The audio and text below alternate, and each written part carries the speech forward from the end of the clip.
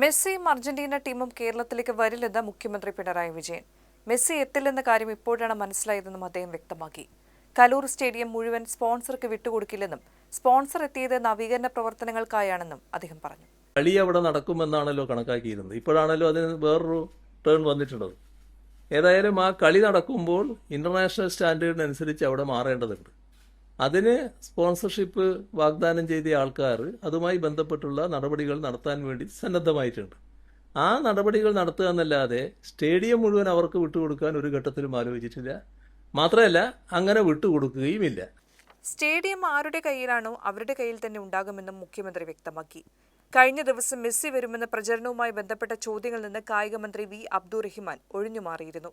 Kaloor stadium നവീകരണ വിവാദം കത്തുമ്പോൾ അതുമായി ബന്ധപ്പെട്ട കായിക വകുപ്പിന്റെ പ്രതികരണം തേടിയ മാധ്യമങ്ങളെ മന്ത്രി പാടെ അവഗണിച്ചിരുന്നു.